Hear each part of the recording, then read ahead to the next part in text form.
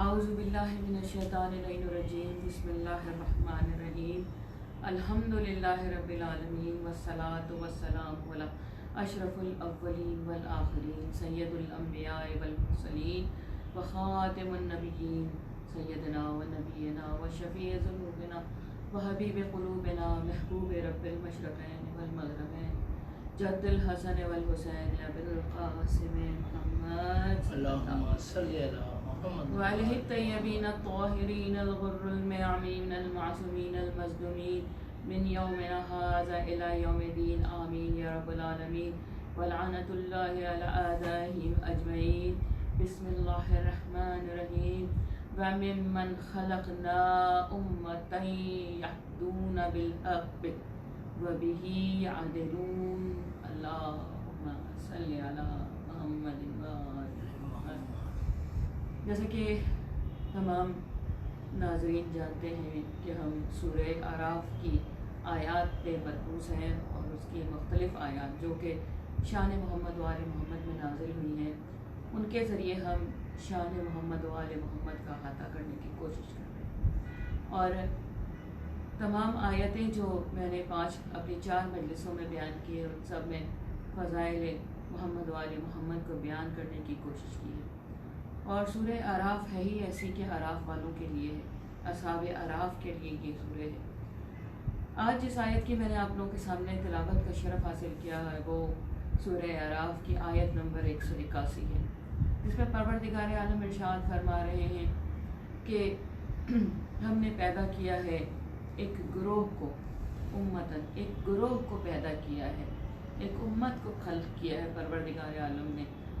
کہ جو حق کے ساتھ ہدایت دیتی ہے اور حق کے ساتھ یعنی کہ پروردگار عالم بیان کر رہے ہیں کہ کہہ دیا ہے، ہمیں ہدایت دے دی ہے کہ دیکھو حق والوں کو پہچانو، حق والوں کو جانو، کیونکہ وہی ہدایت تمہیں صحیح طور پہ دے سکتے، انہی کے ذریعے ہدایت حاصل کرو جو کہ حق کے ساتھ تمہیں نظر آئے۔ اور حق کے ساتھ نظر آنے کے لیے نبی اکرم صلی اللہ علیہ وسلم کا قول کی جسے ہم حدیث ثقلین کہتے ہیں وہ سامنے رکھ کے ہمیں تلاش کرنا ہے۔ اور جب اس قول کے ذریعے ہم تلاش کرتے ہیں تو ہمیں زیادہ کوشش کرنے کے بجائے ہمیں وہ ہدایت دینے والے امت واضح طور پہ نظر آتی ہے، اور وہ کوئی اور نہیں نبی اکرم صلی اللہ علیہ وآلہ وسلم کے بعد تمام ائمہ ہمارے وہ امت ہیں، وہ چھوٹا ایک گروہ ہے جو کہ اللہ تعالیٰ نے بعد ختم نبوت صلی اللہ علیہ وآلہ وسلم ہدایت کے لیے امامت کا عہدہ دے کے انہیں زمین پہ ہماری ہدایت کے لیے بھیجا۔ اور اللہ ہی اپنی ہدایت کو بہتر طور پہ سمجھ سکتا ہے، اپنے دی ہوئی ہدایت کو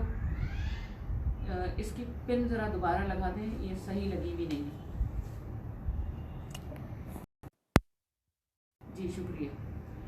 تو اب کیا ہے کہ ہمیں یہ بات پتہ لگ گئی کہ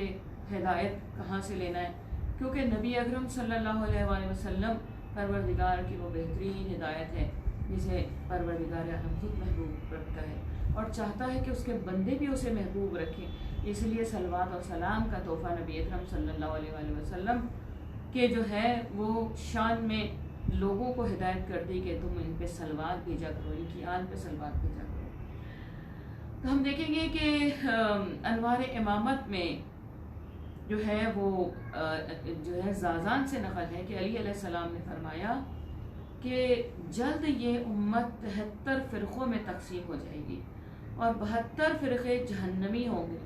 اور ایک فرقہ جنتی ہوگا، اور خداوند کریم نے اس جنتی فرقے کی شان میں یہ آیت نازل فرمائی، اور وہ گروہ ہم اور ہمارے شیعہ، یعنی کہ زیادہ تر لوگ وہ ہوں گے جو کہ ہدایت کی طرف ہی نہیں آئیں گے، جو کہ اس گروہ سے جو اللہ نے اپنی بارگاہ سے تیار کر کے بھیجا ہے، منتخب کر کے بھیجا ہے، سلیکٹ کر کے بھیجا ہے کہ ان کے بغیر کسی سے ہدایت لو گے تو تم جہنمی ہو، اور ان سے جب ہدایت لو گے تو تمہاری نجات ہے، تم میری بارگاہ میں جب آؤ گے تو تم جو ہے وہ کامیاب ہو کے آؤ گے دنیا سے۔ کامیابی کا جو کہا جائے معیار ہے وہ ہدایت پروردگار عالم ہے، اس سے ہی ہدایت لینی ہے جنہیں پروردگار نے ہمارے لیے خلق کیا، نور سے خلق کیا اور اس زمین پر ہمیں انہیں جو ہے وہ جسمانی کہا جائے کہ خاکی لباس دے کے روانہ کیا کہ ہمیں ہمارے جیسے ہی لوگ ہدایت دے سکے. ہمارے جیسے سے مطلب کہ انسانی لباس میں آئے ہوئے، نہ کہ فرشتے یہاں پہ جو ہے وہ آئے اور پھر لوگ کہہ سکیں کہ جی یہ تو فرشتے تھے، یہ کر سکتے تھے. جبکہ محمد والے محمد پروردگار عالم کے نور سے خلق ہے، اور وہ نور سے خلق ہونے کے باوجود ان کا یہ رحم و کرم ہے، ان کی یہ سخاوت ہے، ان کی یہ کریمی ہے کہ اپنی عظمتوں کو جو ہے جانتے ہوئے بھی ہم جیسے خاکی انسانوں کی ہدایت کے لیے خاکی لباس میں زمین پہ وارد ہوئے. تو یہ تو بات واضح ہو گئی کہ جس کو پروردگار عالم امامت کا عہدہ دے کے، نبوت کا عہدہ دے کے بھیجتا ہے، وہ پروردگار عالم کے منتخب لوگ ہوتے ہیں. ان کے بغیر کہیں سے ہدایت لینا، یعنی کہ آپ نے کوئی ایسا اپنا سربراہ خود ہی مقرر کر لیا جو آپ کا جیسا تھا. اور یقیناً ہم سب وہ ہیں جو کہ خطا اور غلطی کی کہا جائے کہ گنجائش ہم میں موجود ہوتی ہے، جبکہ یہ وہ ہیں جو جن سے نعوذ باللہ نہ کبھی خطا سرزد ہوتی ہے، نہ جنہیں غلطی کا احتمال ہوتا ہے، نہ جن میں کوئی شک اور شبہ ہے. اور یہ ہر نجاستوں سے پاک پروردگار عالم نے انہیں فرمایا ہے. کیوں کہ کوئی ایک بھی کمی نجاست کا باعث بن سکتی ہے. کہ مولا امام جعفر صادق علیہ السلام سے پوچھا ہے کہ مولا یہ بتائیے کہ رجس کے معنی کیا ہیں؟ تو مولا نے ارشاد فرمایا کہ شک جیسی بیماری بھی رجس میں آتی ہے. تو اندازہ لگائیے کہ ان تمام کہ بھول جانا، یاد نہ رہنا، بہت چیزوں کو فراموش کر دینا، کوئی غلط فیصلہ کر دینا، یہ سب لائق امامت نہیں ہے، بلکہ یہ انسانوں کے کہا جائے کہ وجود کی کمیاں ہیں. لیکن امام وہ ہوتا ہے جس کے اندر علم بھی ہوتا ہے، جس میں جو ہے وہ تمام کہا جائے عدل کے طور طریقوں کو بھی وہ جانتا ہے، اور عدل بھی ایسا کرتا ہے کہ ہر کی ضرورت کے مطابق اس کی عدل کو اس کے ساتھ عدل کرتا ہے. تو یہی وہ اللہ نے گروہ جو ہے خلق کیا ہے، جو کہ انسانوں کے لیے ہے اور انسانوں کی ہدایت کے لیے ہے، انسانوں کی عدل کے لیے. اسی لیے ہم حضرت علی ابن ابی طالب کی عدل کو دیکھتے ہیں تو ان کی عدل کا یہ حال ہے کہ جب عمر ابدوت کے سر پہ ضرب لگی ہے اور اس کے 2 ٹکڑے ہوئے ہیں تو 2 ٹکڑے بھی برابر برابر کے تھے، جن میں کوئی فرق موجود نہیں تھا. تو اسے عدل کہا جاتا ہے، یعنی کہ کسی بھی چیز کو اس کی کہا جائے اس کے صحیح مقام پر رکھ دینا عدل کہلاتا ہے. تو یہ علی ابن ابی طالب کا عدل تھا، اور عدل کی بہت ساری مثالیں موجود ہیں. ہم اس آیت کو مزید احاطہ کریں گے. آگے بڑھتے ہیں کہ مالیہ شیخ مفید میں ہے کہ امیر المومنین علیہ السلام نے اپنے شیعوں کے لیے فرمایا، کیونکہ جو ان کو فالو کرتا ہے، جو ان کی ہدایت کی راہ پہ چلتا ہے، جو ان سے عدل کا جو ہے وہ کہا جائے توقع رکھتا ہے، یقین رکھتا ہے، وہ سب ان کے شیعہ ہیں. شیعہ کا مطلب صرف یہاں پہ یہی نہیں ہے کہ جو ہے وہ امام حسین علیہ السلام کے غم میں اپنے آپ کو پیٹنے والا یا رونے والا، وہ شیعہ نہیں ہوتا صرف، بلکہ شیعہ وہ ہوتا ہے جو منو عن امام کے بتائے ہوئے راستے پہ چلے، اسے شیعہ کہا جاتا ہے. تو ہم سب کو دیکھنا چاہیے کہ ہم کس کس درجے کے شیعہ ہیں. ظاہر درجات تو ہیں پھر اس کے اندر، تو ہمیں دیکھنا پڑے گا کہ ہم کس درجے کے شیعہ ہیں. اور شیعہ کا مطلب ہی یہاں پہ پیرو ہے، چاہنے والا ہے، پیرو ہے، یعنی کہ ان کے راستے پہ چلنے والا. شیعہ کا مطلب ہی آتا ہے کہ پیرو ہے ان کا. جو پیرو ہوگا وہ علی کے راستے پہ چلے گا، علی کی بتائی ہوئی، مولا علی کے بتائے ہوئے کہا جائے اعمال انجام دے گا. جو ہماری نیکیاں ہیں وہ سب ان کی وجہ سے ہوں گی. تو مولا ارشاد فرماتے ہیں کہ شیعوں کے لیے فرمایا ہے، جو گروہ ان کو فالو کرتا ہے، جو فالوورز ہیں علی ابن ابی طالب کے، ان کے لیے فرمایا ہے کہ اس کھجور کے درخت کی مانند ہے کہ وہ فضا میں بلند ہوتا ہے اور اس پر پرندے نہیں آتے، مگر یہ کہ وہ کمزور سمجھتے ہیں. یعنی کہ وہ اتنا بلند ہو جاتا ہے کہ پرندے اس پہ نہیں آتے ہیں کہ اگر بیٹھیں گے تو گر جائیں گے، لیکن اس کے اندر برکت کو وہ اس کو نہیں جانتے اور اس برکت کو حاصل کرنے کی کوشش بھی نہیں کرتے. تم لوگوں کے درمیان زبان اور جسموں سے مل کے رہو. تم لوگوں کے درمیان یعنی کہ آپ کے ساتھ آپ کے اور مومنین دوست بھی ہیں، آپ کے اور بھی لوگ ہیں، لیکن سب انسانوں کے ساتھ آپ لوگوں کو مل جل کر رہنا ہے. زبان اور جسموں سے تو آپ ان کے ساتھ ہوں، لیکن اپنے دل اور اعمال کو ان سے جدا رکھو، کیونکہ ہر بندہ جو کسب کرے گا، جو کمائے گا، وہ اس کے ساتھ محشور ہوگا، اور جس سے محبت کرے گا اس کے ساتھ رہے گا. تو یہاں پہ میں بتاتی چلوں کہ یہاں جو ہے ہمارے سامنے آیہ جو ہے مودت جسے کہا جاتا ہے، آیہ قربہ جسے کہا جاتا ہے، اس کی جو ہم تلاوت کرتے ہیں کہ پروردگار عالم سورہ شورى کے اندر آیت نمبر 23 میں ارشاد فرما رہے ہیں قُلْ لَا أَسْأَلُكُمْ عَلَيْهِ أَجْرًا إِلَّا مَوَدَّةَ فِي الْقُرْبَى وَمَن يَقْتَرِفْ حَسَنَةً نَزِدْ لَهُ فِيهَا حُسْنًا إِنَّ اللَّهَ غَفُورٌ رَحِيمٌ، کہ فرما رہے ہیں کہ ہم اسے آیہ مودت سے یاد کرتے ہیں کہ ہمارے اقربا سے محبت کرو. پروردگار عالم اپنے نبی سے ارشاد فرماتے ہیں، کہہ دیجیے یا نبی صلی اللہ علیہ وآلہ وسلم کہ آپ جو ہے ان سے کہہ دیں کہ یہ آپ کے اقربا سے محبت کریں، اور جب وہ اقربا سے محبت کریں گے،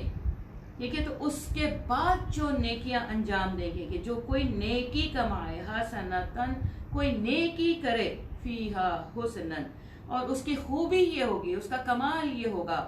کہ اللہ چاہے اللہ اسے اور بڑھا دے گا، اس نیکی میں برکت عطا کر دے گا. نیکی چھوٹی سی ہوگی، محبت کی نیکی بہت چھوٹی سی ہوگی، لیکن پروردگار عالم اس کے اندر اپنی برکت اور اپنی رحمت ڈال کے اس چھوٹی سی کی گئی نیکی کا اجر زیادہ کر دے گا. تو دیکھیے کہ یہ وہ آیت ہے، یہ وہ آیہ قربہ ہے جو بتا رہی ہے کہ حق والوں کے ساتھ رہنا وہی حق والے ہیں جو کہ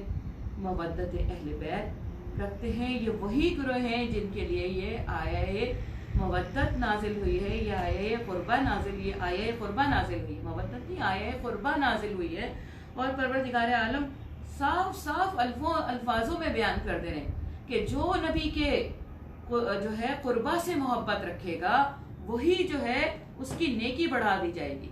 اس کی نیکیوں کو زیادہ کر دیا جائے گا. وہ ایک چھوٹی سی ذرے برابر نیکی کرے گا محبت میں، جب محبت کر لے گا اور پھر نیکی انجام دے گا تو پروردگار اس نیکی کو اور بلند کر دے گا، اور زیادہ کر دے گا. اس کے اندر جو ہے حسنات بڑھاتا چلا جائے گا. کہ ایک شخص آیا ہے نبی اکرم صلی اللہ علیہ وآلہ وسلم کہ عبداللہ ابن مسعود سے روایت ہے کہ فرماتے ہیں کہ میں نبی اکرم صلی اللہ علیہ وسلم کے ساتھ ایک سفر پہ جا رہا تھا، اور ایک عرابی آیا اور اس نے بلند آواز میں پکارا، اے محمد. بس نبی اکرم صلی اللہ علیہ وسلم نے فرمایا، اے عبد خدا کیا چاہتا ہے؟ اس نے عرض کی، ایک بندہ ہے جو اپنی قوم سے محبت کرتا ہے لیکن ان کے اعمال پہ عمل نہیں کرتا، اس کے بارے میں آپ کیا کہیں گے؟ آپ نے فرمایا، اسلام ہے اشہد ان لا الہ الا و انی محمد رسولہ کی گواہی دینا، یہ اسلام ہے. نماز قائم کرنا، زکوٰۃ ادا کرنا، رمضان کے روزے رکھنا، بیت اللہ کا حج کرنا. اس عرابی نے کہا، اے محمد صلی اللہ علیہ وآلہ وسلم، اس کا اجر و ثواب ملے گا؟ آپ نے فرمایا، نہیں، مگر جب تک قربہ سے مودت نہ کی جائے. اس نے عرض کیا، یہ قربہ سے مراد میرے قریبی ہیں یا آپ کے قریبی ہیں؟ آپ صلی اللہ علیہ وسلم نے ارشاد فرمایا، اس سے مراد میرے قریبی ہیں. بس اس مرد نے کہا، رسول اللہ صلی اللہ علیہ وسلم آپ اپنا ہاتھ مبارک میرے قریب کریں تاکہ میں آپ کی بیعت کروں. جو آپ صلی اللہ علیہ وآلہ وسلم سے محبت کرے اور آپ کے قربہ کے ساتھ محبت نہ کرے، اس کے لیے کوئی خبر نہیں ہے،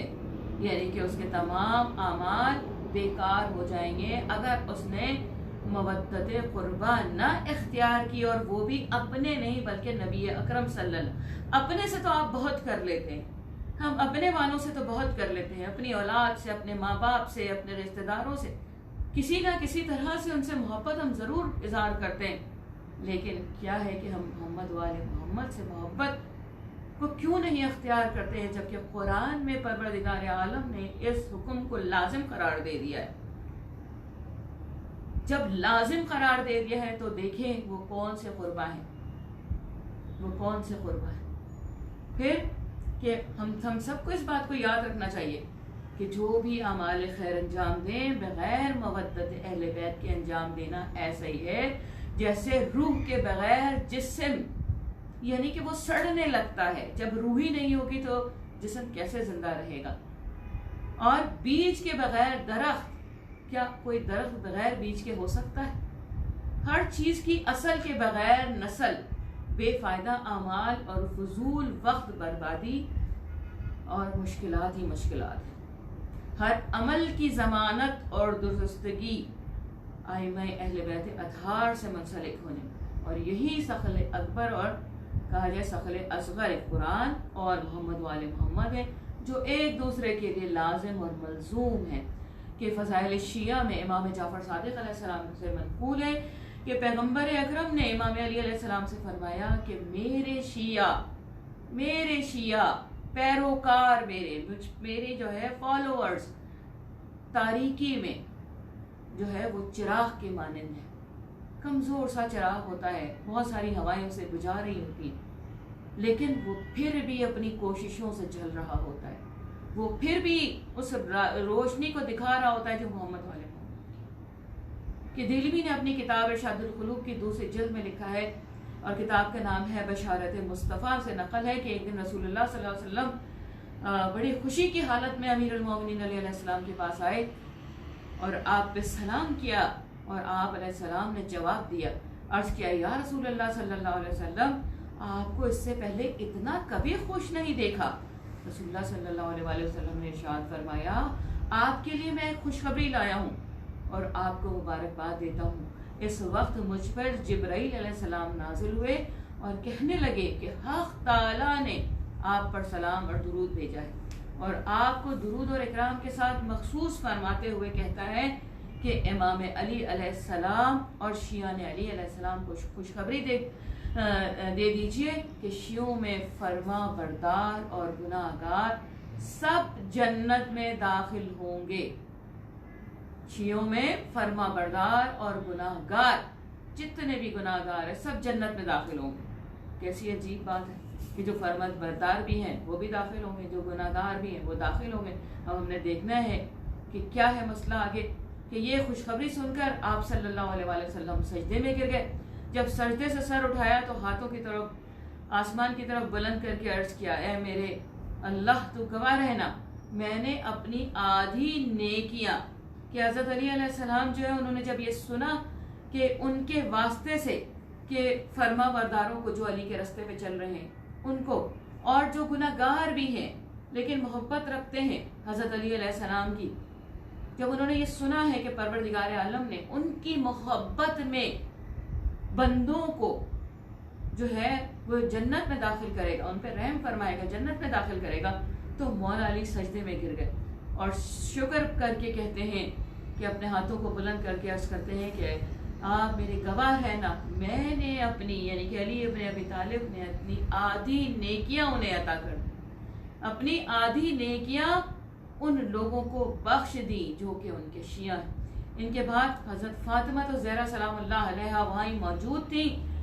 انہوں نے جب اس بات کو سنا تو انہوں نے بھی شکر کا سجدہ بجا لائی اور ارشاد فرمایا، پروردگار تو گواہ رہنا، تیرے نبی اور تیرے وسیع گواہ ہیں میرے کہ میں نے بھی اپنی تمام آدھی نیکیاں جو ہے وہ اپنے شیعوں کو عطا کر دی ہیں، بخش دی ہیں۔ امام حسن مجتبیٰ علیہ السلام نے بھی سجدہ شکر ادا کیا اور انہوں نے بھی یہی ارشاد فرمایا، پروردگار تو گواہ رہنا، تیرے عصمت کے حجاب بھی گواہ ہیں، تیرے وسیع بھی گواہ ہیں، تیرے نبی بھی گواہ ہیں کہ میں نے اپنی آدھی نیکیاں جو ہیں وہ تیرے شیعوں کو، تیرے علی کے چاہنے والوں کو میں نے بخش دی ہیں۔ اور امام حسین علیہ السلام نے بھی سجدہ شکر ادا فرمایا کہ پروردگار تو گواہ رہنا کہ تیرے امام نے، تیرے نبی کے وسیع نے، تیرے عصمت کے حجاب اور نبی اکرم صلی اللہ علیہ وسلم اس بات کے گواہ اور تو بھی گواہ ہو کہ جو ہے میں نے اپنی آدھی کہا جائے نیکیاں علی علیہ السلام کے شیعوں کو عطا کر دی ہیں۔ بس پروردگار عالم نے فرمایا، تم مجھ سے زیادہ کریم اور سخی تو نہیں، تم مجھ سے زیادہ، وہ پروردگار عالم ہے، فرما رہا ہے کہ تم مجھ سے زیادہ، پنجتن سے ارشاد فرما رہا ہے کہ تم مجھ سے زیادہ کریم اور سخی تو نہیں ہو۔ گواہ رہنا، پنجتن کو گواہ بنا کے پروردگار عالم ارشاد فرما رہا ہے، گواہ رہنا میں نے اپنی آدھی نیکیاں علی علیہ السلام کے شیعوں کو بخش دی۔ اب اندازہ لگائیے کہ ان کی نیکیاں کتنی تھیں، ٹھیک ہے، کہ جو تعداد میں گنی نہیں جا سکتی۔ تو پروردگار عالم کی نیکیاں، پروردگار عالم جو عطا کرنے والا ہے اس کو کون گن سکتا ہے؟ کائنات میں کوئی شخصیت ایسی ہے ہی نہیں جو پروردگار عالم کو ڈیجٹس کے اندر جو ہے اس کا حساب کر سکے۔ تو یہ ہے علی ابن ابی طالب اور قربہ سے محبت رکھنے کا ثواب، کہ پروردگار عالم اپنے فخر میں ارشاد فرماتا ہے کہ تم مجھ سے زیادہ سخی تو نہیں ہو، اے میرے مخلوق ہو تم بھی، تم مجھ سے زیادہ سخی نہیں، میں علی کے چاہنے والوں کو جو ہے اپنی آدھی نیکیاں بخش دوں گا۔ اسی وقت اللہ تعالیٰ نے پیغام بھیجا کہ کہہ دو کہ میں نے علی علیہ السلام کے شیعہ، ان کے محسنوں کے تمام گناہوں کو معاف کر دیا ہے۔ اندازہ لگائیے، یہ حدیث شیعہ نے علی ابن علی علیہ السلام کے لیے ہے، جو آپ کے شیعہ امیر امام علی علیہ السلام سمجھتا ہے اپنے آپ کو، وہ یقیناً گناہوں سے بھی پرہیز کرے گا، اگرچہ کہ بخشش ان کی محبت اور مودت سے ہی ملے گی، مگر خود بھی اپنے چہروں کو ان کے سامنے پیش کرنے کے قابل رکھنا ضروری ہے۔ اور پروردگار عالم رحمت اور ان کی محبت بے پایا اور بے گرا ہے، مگر خود کے فرائض بھی انجام دینے کے لیے، اپنے اعمال کو نمونہ بنانے کے لیے کوشش کرنی چاہیے۔ اور شیعہ نے امام علی علیہ السلام کہنے کا مستحق ہونا چاہیے، بنانا چاہیے، کہ لوگ کہیں کہ یہ علی کا شیعہ آ گیا ہے۔ اس کے اعمال ایسے نظر آتے ہیں کہ اسے حق ہے کہ علی کا شیعہ کہا جائے، نہ کہ اپنے آپ کو گناہوں سے آلودہ رکھیں۔ آخر ہم نے امام کے سامنے بھی تو جا کے کھڑا ہونا ہے، ہم نے امام کو بھی تو جواب دینا ہے کہ مولا ہم تو محبت کرتے تھے لیکن ہمارے اعمال نامکمل ہیں۔ تو یہ ان کی سخاوت اور بخشش کے باوجود جو ہے ہمیں اپنے جو احکام ہم پہ پروردگار عالم نے لاگو ہوئے ہیں وہ ان کے واسطے سے انجام دیں، تاکہ ہم سرخرو ہو سکیں، تاکہ یہ ہم سے راضی ہو سکیں۔ ان کو راضی کرنا ہمارا کام ہے، باقی بخشائش کا وعدہ تو بہت پہلے ہو چکا ہے، اللہ نے بخشش کا وعدہ کر لیا ہے۔ تو امام باقر علیہ السلام ارشاد فرماتے ہیں کہ اللہ تعالیٰ نے جسے خلق کیا ہے، جس جماعت کو، ہم وہ خلق ہیں، ہم وہ گروہ ہیں اللہ تعالیٰ کا جو لوگوں کے حق کے ساتھ ہدایت کرتے ہیں۔ حق پروردگار عالم کا وہ سچ ہے جو کہ ایگزسٹ کرتا ہے، جو حقیقت ہے، جو حقیقت ہے اس کے ساتھ ہدایت کر رہا ہے، بتا رہا ہے کہ پروردگار عالم موجود ہے۔ جو کچھ نیگیٹو ہے وہ ختم ہو جانے کے لیے، جو کچھ پازیٹو ہے، جو نیکیاں ہیں وہ ہمیشہ باقی رہنے کے لیے، تو بس ہمیں وہ اعمال کرنے چاہیے کہ مولا آگے ارشاد فرما رہے ہیں کہ ان میں عدل کے ساتھ حکم بھی کرنا ہے۔ اور آئمہ سے اور اس گروہ سے، یہاں پہ جس گروہ کی بات کر رہا ہے پروردگار عالم، امام فرماتے ہیں اس گروہ سے جیسے مراد آئمہ برحق یعنی ہم ہیں۔ اندازہ لگائیے کہ یہ اتنا بڑا رتبہ جو ہے انہیں پروردگار عالم نے عطا فرمایا۔ پروردگار عالم نے ان کے جو ہے انہیں اتنے اعلیٰ ترین درجے پہ فائز فرمایا کہ ان کے واسطے سے کہ جو ان سے صرف محبت رکھتا ہے، عمل بھی کمزور گناہگار بھی ہو لیکن محبت رکھتا ہوگا، تو پروردگار عالم اس کی چھوٹی سی چھوٹی نیکیوں کو پتہ نہیں کہاں سے کہاں یہ پروردگار عالم خود عطا کر رہا ہے، کہہ رہا ہے میں عطا کروں۔ تو پھر ہمیں اس دروازے سے ناکام نہیں ہونا ہے، اس دروازے پہ ہمیں مایوسی اختیار نہیں کرنا۔ دنیا میں اگر ہمیں کوئی مصیبتیں ابتلائیں ہیں تو اس کا حل دینے والے بھی محمد والے، اور دنیا تو ہے ہی پریشانی کی جگہ، آزمائش کی جگہ، امتحان کی جگہ۔ امام حسین علیہ السلام جیسے عظیم خلق جب امتحان میں گرفتار ہو، امتحان دے سکتے ہیں، تو ہم بھی جو ہے وہ ان کے ناچیز چاہنے والے، ہمارے بھی چھوٹے چھوٹے امتحان، کیونکہ ہم اس درجے پہ نہیں ہیں، ہم انسانیت کے درجے پہ ہیں، ہم جو ہے وہ انسانی لبادے میں ہیں، ہم انسانیت میں رہ رہے ہیں، تو ہمیں انسانیت کے حساب سے، ہماری اوقات کے حساب سے، ہمارے ظرف کے حساب سے پروردگار ہمارا جو ہے امتحان بھی لیتا ہے، اور خود نبی اکرم صلی اللہ علیہ وآلہ وسلم نے ارشاد فرمایا، جیسا کہ میں نے اپنی تیسری مجلس میں لکھا تھا، کہ پروردگار عالم جو ہے وہ دلوں کے امتحان لیتا ہے، اور دلوں کے امتحان کس سے لیتا ہے؟ محمد و آل محمد کی محبت سے لیتا ہے، اور جس کے دل میں یہ محبت بڑھتی چلی جاتی ہے پروردگار عالم اسے کامیاب قرار دیتا ہے، اور جو ان سے بغض میں بڑھ جاتا ہے پروردگار عالم ان کو ناکام قرار دیتا ہے۔ بس کامیابی کا پیمانہ محمد و آل محمد ہے، ان کے بغیر کوئی کامیابی نہیں، ان کے بغیر کوئی نصیب نہیں، ان کے بغیر کوئی رزق نہیں، ان کے بغیر کوئی وجود نہیں، ان کے بغیر کوئی ذرہ نہیں، ان کے بغیر کوئی کائنات نہیں۔ بس یہ محمد و آل محمد ہیں جن کے چاہنے سے ہم ہیں، اور جن کے نہ چاہنے سے نہ چاہنے والا ہے۔ اور حقیقت بات ہے کہ دیکھ لیں آپ لوگ کہ ان کی وجہ سے ذکر پروردگار ہے۔ کیا امام حسین علیہ السلام سے یزید کو مسئلہ تھا؟ یزید کے دل کا امتحان پروردگار عالم نے نہیں لیا تھا، اور امتحان کے بعد ہی پتہ لگ گیا کہ یزید بغض امام حسین علیہ السلام میں کس قدر مبتلا ہے۔ اور صرف امام حسین علیہ السلام کا بغض نہیں، یہ خاندان در خاندان چلا آتا رہا، اور آخر کار امام حسین علیہ السلام کی شہادت پہ یہ بغض تمام نہیں ہوا، بلکہ چلتا رہا اور آگے تک چلتا رہا۔ جس کے دل کا امتحان لیتا گیا پروردگار عالم، جو کامیاب ہو گیا وہ کامیاب ہوا، جو ناکام ہوا وہ بغض میں انتہا پہ جاتا رہا، اور اپنے لیے جہنم کی گہرائیوں کو تلاش کرتا رہا، اس میں غرق ہو گیا۔ یہ وہ گناہان کبیرہ ہیں کہ کسی امام کو، کسی نبی کو اگر تہہ تیغ کر دیں تو پروردگار عالم دنیا قائم ہے جبھی بھی اسے عذاب دیتا رہتا ہے، اور جب وہ قیامت کے دن آئے گا جبھی بھی اسے صرف اور صرف بغیر کچھ سنے پروردگار عالم اسے جہنم کے گڑھوں میں دے،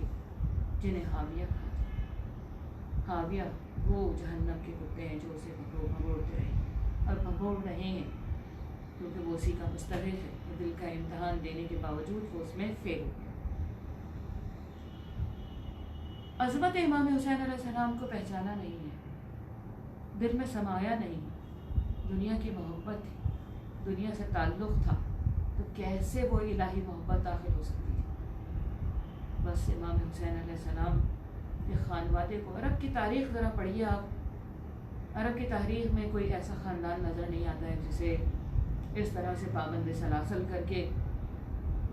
جو ہے وہ کشاں کشاں لے جایا گیا۔ یہ صرف نبی اکرم کا خانوادہ ہے۔ عظمت اس قدر ہے کہ پروردگار عالم ان سے عشق رکھتا ہے،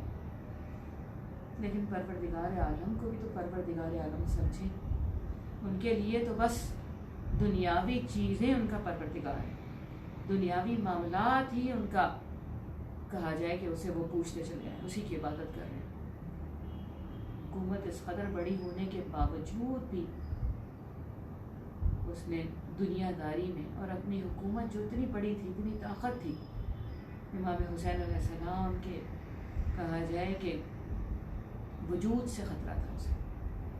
کہ امام کسی بھی وقت اس کی حکومت کو ختم کر دے۔ امام کو حکومتوں سے کیا معاملہ کہ کائنات کا اختیار رکھنے والے، کائنات کا عدل کرنے والے وہ مولا اس چھوٹی سی حکومت کا کیا کرتے جو یزید کی بہت بڑی حکومت تھی۔ اور عرب کی تاریخ کہتی ہے کہ یہ وہ پہلا خاندان تھا، یہ پہلا خاندان تھا جس میں اس طرح سے شہادتیں ہوئیں کہ جو جنگ کے نام پہ نہیں تھی۔ امام حسین علیہ السلام حرام کیسے اختیار کر لیتے کہ وہ حلال ہی حلال کے داعی تھے، کہ جس مہینے میں جنگ کو ترک کرنے کے لیے پروردگار عالم نے قرآن میں ارشاد فرمایا ہے، اس کو کیسے میرے مولا کر سکتے تھے؟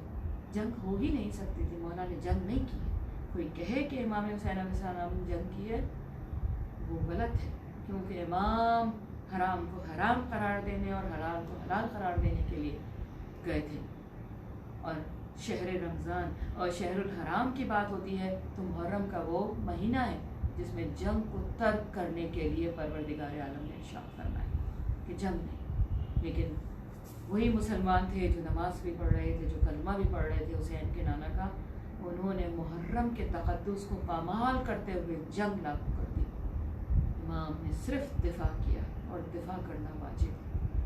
امام نے کوئی حملہ نہیں کیا. کہیں پر یہ نظر نہیں آتا ہے جب دفاع ہوگا تو وہاں حملہ ضرور ہوگا. جہاں دفاع کیا جائے گا وہاں پہ تلوار ضرور اٹھائے گی. حضرت عباس جیسی شخصیت کو امام کیوں نہیں جنگ کی اجازت دے رہے؟ کیا حضرت عباس اس بات کو نہیں جانتے تھے کہ رمضان محرم کے اندر جو ہے وہ جنگ حرام پروردگار عالم نے قرار. اس لیے مولا نے بھی اس طرح سے کوئی انسسٹ نہیں کیا کہ مجھے جنگ کی اجازت دی جائے یا کسی طرح سے جنگ کی بات کی جائے، کہ وہ بھی جانتے تھے کہ وہ تمام احکام کو جاننے والے تھے. علم ضرور سونپا گیا، نشان دیا گیا، لیکن جنگ کے لیے نہیں بلکہ تحفظ کے لیے، بتانے کے لیے کہ حسین کا علم کہاں پہ ہے، نبی کا علم کہاں پہ ہے، نبی کے علم کا اٹھانے والا کون ہے. یہ بتانے کے لیے کہ اگر کوئی مارکا ہو تو پتہ لگے کہ یہ وہ لوگ تھے جو کہ حرام کو حرام قرار دے رہے تھے اور حلال پہ چل رہے تھے. امام حسین علیہ السلام کے خانوادے کے ساتھ جو سلوک کیا گیا کہ جب یزید کے دربار میں لایا گیا ہے اور اس وقت روم کا سفیر بیٹھا ہوا تھا اور اس نے کہا کہ اللہ کا شکر ہے کہ آج مجھے جو ہے وہ بدر کے میرے جو مقتولین تھے ان کا میں نے بدلہ لے لیا. روم کا سفیر کہتا ہے کہ یہ کون لوگ ہیں؟ ظاہر ہے ان کے ظاہری جو شکلیں تھی بتا رہی تھی، ان کے چہرے بتا رہے تھے کہ یہ کوئی عام لوگ نہیں، عام خاندان سے نہیں. اس نے کہا کہ یہ نبی اکرم صلی اللہ علیہ وآلہ وسلم کے خانوادے سے. کہا یہ حسین وہی ہے نا جو کہ تیرے رسول کے نواسے ہیں؟ بس یزید کہتا ہے ہاں یہ خارجی جس نے خروج کیا ہے میرے خلاف. خروج تو یزید نے کیا تھا، امام تو خارجیوں کو ختم کرنے والے تھے. یہ الگ بات ہے کہ امام حسین علیہ السلام جو ہے وہ تہہ تیغ ہو گئے، لیکن یزید کو ہمیشہ کے لیے تہہ تیغ کر دیا ہے مولا نے. ہر روز اس کو تہہ تیغ کیا جاتا ہے، ہر روز اسے جو ہے اس جرم کی سزا دی جاتی ہے کہ اسلام کے اندر بدعت کو، حرام کو حلال، حلال کو حرام کرنا. ایک دفعہ وہ روم کا سفیر کہتا ہے وائے ہو یزید تم پہ کہ ہم نے عزیز کے کہا جائے ان کا جو سواری تھی خچر، اس کے ہم نے سمو کو جو ہے وہ پرزرو کیا ہوا ہے، رکھا ہوا ہے کہ ہم اس کی عزت کرتے ہیں کہ اس پہ حضرت عزیز جو ہے سواری کیا کرتے تھے. اور تم وہ ہو کہ تم نے اپنے ابھی اسلام کو آئے ہوئے 60 سال ہوئے، زیادہ سال نہیں، 60 سال اسلام ابھی رائج ہوا ہے، اور تم نے نبی کے نواسے کو مار ڈالا. کیا ہی ہو تم پہ. اور اس نے ایک دفعہ جنگ کی ہے، دربار میں جنگ کی ہے اس نے، اور لیکن یزید کی فوج کی طاقت کے آگے ناکام ہوئی. اور امام کے سر کی طرف متوجہ ہو کے کہتا ہے مولا میں آپ سے شفاعت کا طلبگار، میں آپ چاہتا ہوں کہ آپ میرے اس آپ کے لیے جو میں نے پروٹیسٹ کیا ہے مولا، اس کو آپ میری شفاعت بنا دیجیے. اور یقیناً امام حسین علیہ السلام نے اسے جواب دیا. اور پھر وہ کہتا ہے کہ ذرا تعارف کرواؤ کون کون ہے. اور ایک دفعہ جب بی بی زینب کے سامنے بی بی خطبہ دیتی ہیں تو یزید کا شرم سے سر جھک جاتا ہے. لیکن حقیقت بات ہے کہ شقاوت ہے، اور اس خانوادے کو لے جا کے جو ہے وہ زندان میں قید کر دیا. یہ وہ دن ہے کہ جب جناب سکینہ سلام اللہ علیہا وہ معصومہ کہ امام حسین علیہ السلام کا قلب کا سکون، امام حسین علیہ السلام کی محبت، امام حسین علیہ السلام کی وہ چاہت ہے کہ امام کی نظریں تمام رستے بی بی سکینہ کے چہرے پر، مسائب کو دیکھتے رہتے، صبر کرتے. شہید زندہ ہے لیکن میرے مولا شہید ہو کے صبر کی منزل پہ. اس سے میرے سجاد کا صبر نظر آتا ہے، بی بی زینب کا صبر نظر آتا ہے. یہ وہ مقدرات ہیں جنہوں نے کربلا کو زندہ رکھا، اور آج تک ان کی وجہ سے کربلا لوگوں کے درمیان رائج ہے۔ کربلا پہ بات ہو رہی ہے کہ جب قید سے رہائی ملی ہے میری بیویوں کو، تو دیکھیے کس طرح سے اس عزاداری سے انہیں یزید کی حکومت کے پائے کو ہلا دیا ہے، اس کی جڑوں کو کھوکھلا کر دیا ہے کہ بی بی باب صغیر میں ایک گھر کرائے پہ منگواتی ہے، کہتی ہے گھر میرے لیے کر، اور ہمیں ہمارے وارثین کے سروں کو واپس کر دو۔ آج بھی جائیں باب صغیر میں تو ایک کنواں، وہاں پہ ایک باؤل نظر آتا ہے جس میں کہ میرے مولا امام زین العابدین علیہ السلام نے جب ان کے خانوادے کے سروں کو واپس کیا ہے یزید نے، تو میرے مولا ایک ایک کا سر دھلاتے جاتے تھے۔ میرے مولا یہ ہوتا ہے مدد کرنے والی بی بی زینب، بی بی ام کلثوم، مقدرات ہیں کہ ایک ایک کا سر آ رہا ہے اور میرے مولا ان سروں کو، مٹی اور دھول کو صاف کرتے ہیں، دھلاتے جاتے ہیں۔ آج بھی جائیں جو لوگ باب صغیر میں اس باؤل میں جا کے دیکھیے گا کہ جب کریا کیا جاتا ہے تو خون جو ہے وہ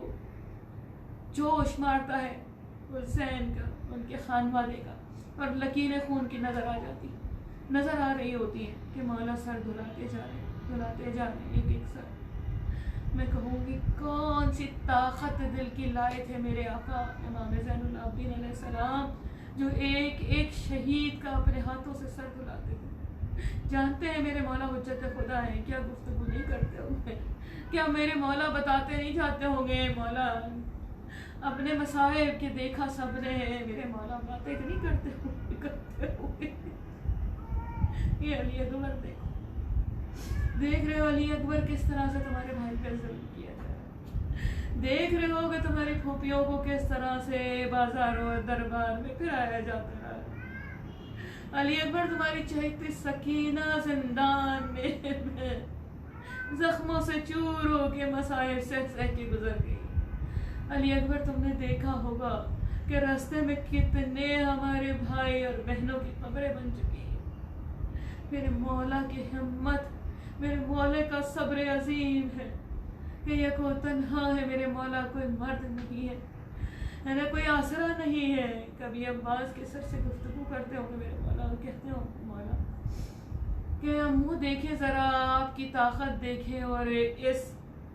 زین العابدین کے دل کی طاقت کو دیکھیں۔ آپ نے فرات فتح کیا ہے، میں کوفہ و شام فتح کرتے کرتے آخر آپ کے سروں کو حاصل کر کے یہاں کے میں آپ سے گفتگو کر رہا ہے۔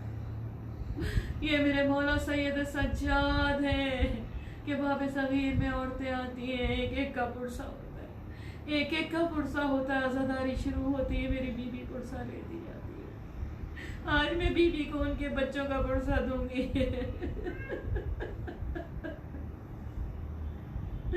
یہ بی بی فضہ سے عورتوں نے پوچھا ہے، ہائے سروں، سارے سروں کو یہ بی بی اپنی گود میں لیتی ہے، پرسہ لیتی ہے۔ ارے یہ دو بچے کون ہیں جن کی ماں نظر نہیں آتی؟ کیا ان کی ماں اس دنیا سے گزر گئی ہے؟ کوئی ان کا پرسہ لینے والا نظر نہیں آتا ہے۔ بی بی فضہ کہتی ہے یہ جو بی بی سب کا پرسہ لے رہی ہے نا، یہی تو ان کی ماں ہے، یہی ان کی ماں ہے۔ ایک دفعہ بیویاں بڑھتی ہیں، پرسہ دینا شروع کرتی ہے اولو محمد کا،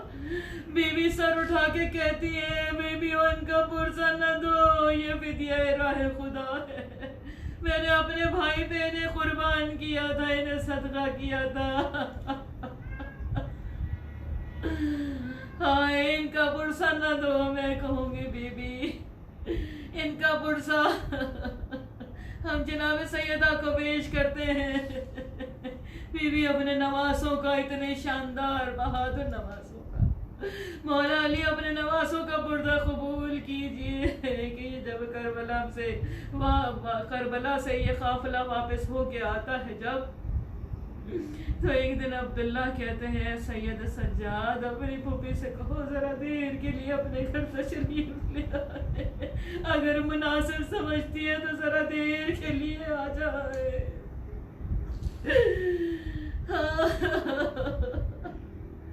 مولا کہتے ہیں بی بی اپنے گھر کو جائیے، عبداللہ آپ سے ملنا چاہتے ہیں۔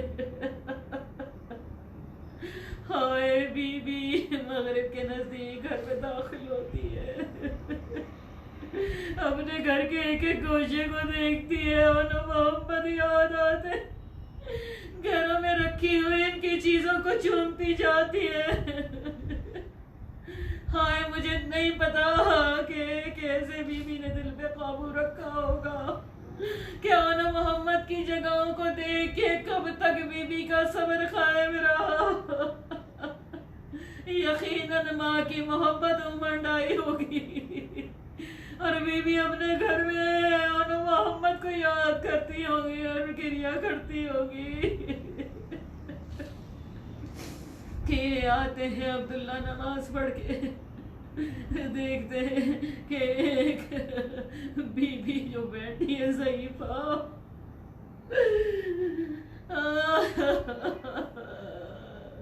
کہاں ہے معظمہ،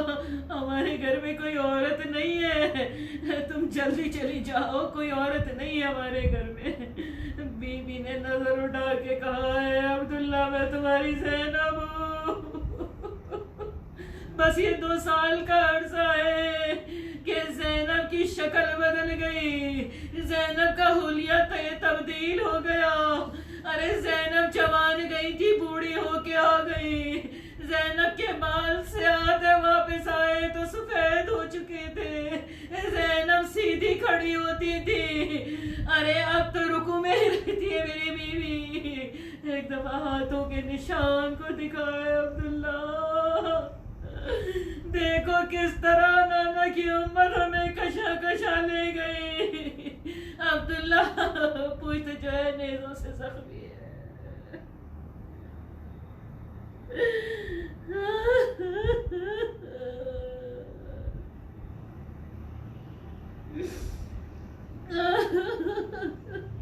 بس عبداللہ نے ایک سوال کیا ہے، زینب مجھے بتا دو میرے بچوں کا حال، میں کہوں گی جو بند ابھی باندھا تھا میری بیوی نے۔ ایک دفعہ عبداللہ کے سوال سے بند ٹوٹ گیا اور ایک دفعہ چیخ کے کہہ دیا میرے اور محمد، اے میرے اور محمد۔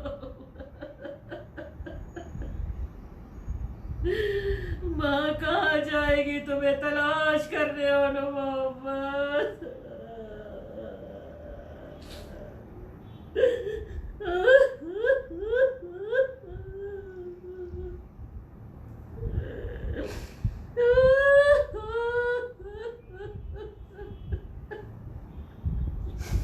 یا اللہ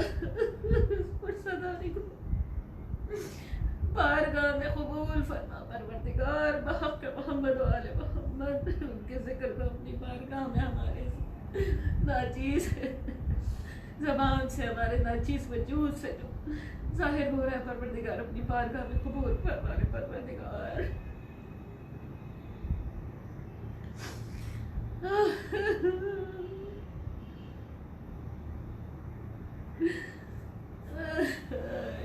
پروردگار امام حسین علیہ السلام کے خانوادے کی محبت ہمیں ہمیشہ، ان کا یہ غرض، ان کا یہ غم ہماری سرفراز، ہماری محبت پروردگار اس دنیا میں رکھ تو محمد والے محمد کی محبت کے ساتھ، اور اس دنیا سے جائے تو ان کی محبت میں گزر جائے پروردگار۔